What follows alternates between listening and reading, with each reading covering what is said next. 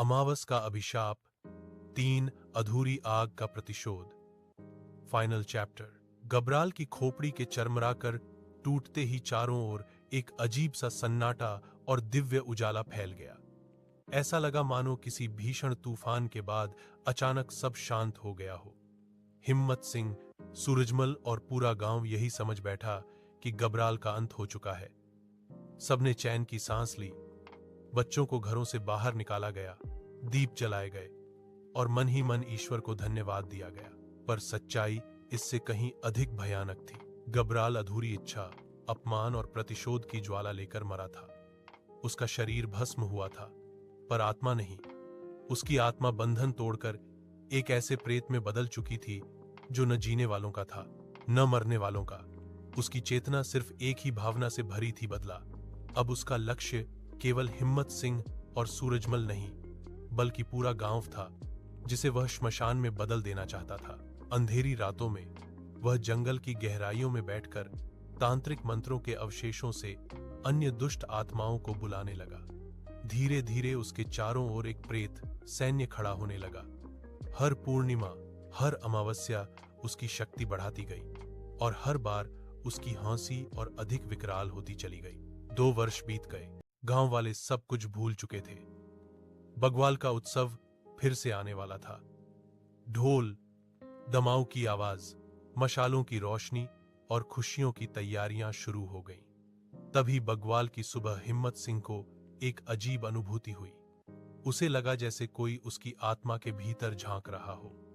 उसने जब आंख बंद की तो एक चेहरा उभरा, जली हुई खाल, अंगारों जैसी आंखें और दांतों के बीच से निकला एक शब्द, बदला। उसका शरीर ठंडा पड़ गया। वह दौड़ता हुआ सूरजमल के पास पहुंचा। दोनों सीधे महात्मा के आश्रम गए। महात्मा गंभीर स्वर में बोले, उस दिन तुम दोनों ने अपना काम पूरा नहीं किया। तुमने जिस शत्रु को मरा समझा, वह मृत्यु से भी आगे जा चुका है। अधूरा कर्म कभी पूर्ण शांति नहीं देता। गब्राल अब साधारण प्रेत नहीं, एक प्रतिशोधी महाप्रेत बन चुका है। उसे रोकने के लिए केवल शौर्य नहीं, तपस्या और त्याग भी चाहिए। उन्होंने बताया कि एक ही व्यक्ति है जो इस युद्ध में मार्गदर्शक बन सकता है, गोपालचंद। वही वृद्ध जिसे वर्षों पहले गांव ने डर और गलतफहमी में निकाल दिया था, जबकि वही गब्राल के पिता जैसे शक्तिशाली तांत्रिक को पराजित कर चुका था। समय कम था। महात्मा ने चेतावनी दी, बग्वाल की रात को यदि गब्राल को न रोका गया तो अगली सुबह सूरज इस गांव पर नहीं, राख के ढेर पर उगेगा। हिम्मत सिंह और सूरजमल दोनों तुरंत गोपालचंद के पास गए। जहां गोपालचंद ने हिम्मत और सूरजमल को तलवारें दी, उसने और अपने लिए एक रहस्यमयी खंजर निकाला। बग्वाल की रात, आकाश बादलों से ढका, हवा में अजीब सी गंध जैसे जलती हुई हड्डियों की। ठीक 12 बजे हिम्मत सिंह और सूरजमल गंगाजल लेने जंगल की ओर निकले। रास्ते में प्रेत, पिशाच और विकृत पशु उनके सामने आए। हर कदम पर मृत्यु खड़ी थी।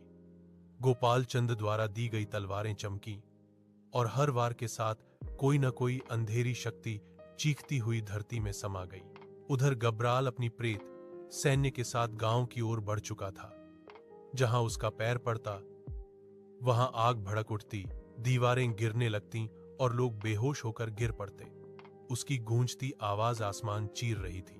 आज बग्वाल नहीं, आज बलि होगी। धुएं से ढका पूरा गांव थर्रा रहा था।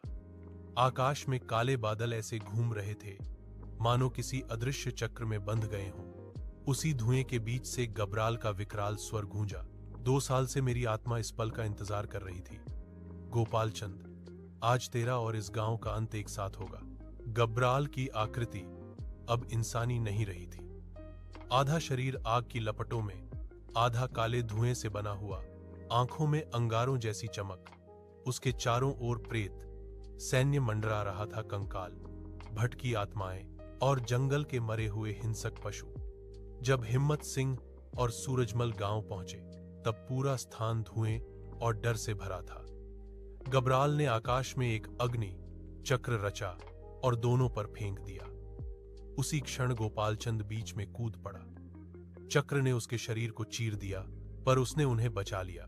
गोपाल चंद बोला, गब्राल, तेरे पिता ने अंधकार का मार्ग चुना था, तू भी उसी पर चला। आज उसी अंधकार का द्वार यहीं बंद होगा। गब्राल ठहाका मारकर हंसा। उसकी हंसी से जमीन कांप उठी। तू अकेला क्या कर लेगा बूढ़े? मेरी शक्ति अब नरक और आकाश दोनों से बौंधी है। अचानक उसने अपने हाथ घुमाए। हवा में काले तीरों जैसे सैकड़ों छाया चक्र बने और गोपालचंद की ओर लपके। गोपालचंद ने मंत्र पढ़ते हुए खंजर जमीन पर गाड़ दिया।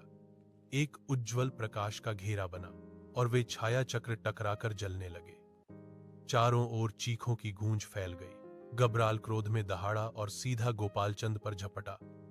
उसकी मुट्ठी आग बन चुकी थी। एक प्रहार ने गोपालचंद को कई कदम पीछे फेंक दिया। खून बहने लगा, पर वह गिरा नहीं। उसने दांत भींचे और बोला, जब तक सांस है तब तक धर्म की ढाल खड़ी रहेगी। दोनों आमने सामने आ गए। गब्राल ने अंधकार की तलवार निकाली, जो काले धुएं से बनी थी। गोपालचंद ने पवित्र खंजर को दोनों हाथों से थाम लिया। पहला वार अंधकार और प्रकाश टकराए। चिंगारियां आसमान तक उछल गईं। दूसरा वार, गब्राल की तलवार गोपालचंद के कंधे को चीरती हुई निकल गई, पर उसी क्षण गोपालचंद का खंजर गब्राल की छाती में धंसने को हुआ। गब्राल पीछे हट गया, चीखते हुए, नहीं, यह खंजर, यही शापित अस्त्र। गब्राल ने अपनी पूरी शक्ति समेटी और एक प्रचंड ऊर्जा तरंग छोड़ी। पूरा गांव हिल उठा। पेड़ उखड़ गए, छतें ढहने लगी। गोपालचंद घुटनों पर आ गया, सांस उखड़ने लगी। उसी क्षण हिम्मत सिंह और सूरजमल ने गंगाजल उसके इशारे पर गब्राल पर फेंका। पवित्र जल पड़ते ही गब्राल की देह से धुआं उठने लगा। उसकी शक्ति कमजोर पड़ने लगी। गोपालचंद ने आखिरी बार उठकर खड़े होने की कोशिश की। खून से सना शरीर पर आत्मा अडिग। उसने आकाश की ओर देखकर कहा, हे देवताओं, अब इस भूमि को मुक्त कर दो। एक अंतिम छलांग के साथ उसने पवित्र खंजर पूरे बल से गब्राल के हृदय में उतार दिया। खंजर के भीतर बौंधे मंत्र जाग उठे। उजाला फूटा, ऐसा उजाला मानो 100 सूरज एक साथ उग आए हों। गब्राल की आत्मा चीख उठी, नहीं, मेरा बदला।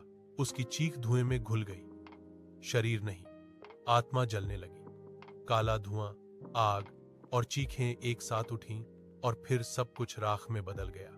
चारों ओर सन्नाटा छा गया। अंधकार हार चुका था। सब शांत हो गया। गोपालचंद जमीन पर गिर पड़ा। गांव वाले जिन आंखों में कभी शक और डर था, अब उन्हीं में पश्चाताप और श्रद्धा थी। उसने धीमी आवाज में कहा, बुराई से लड़ने के लिए केवल ताकत नहीं, त्याग चाहिए, और बदले को हराने के लिए क्षमा। फिर उसकी सांस थम गई। उस रात बग्वाल के ढोल के साथ एक और कथा जन्म ले चुकी थी। एक ऐसी कथा जिसमें अधूरी आग को त्याग की वर्षा ने बुझा दिया और एक बहिष्कृत वृद्ध अमर रक्षक बन गया।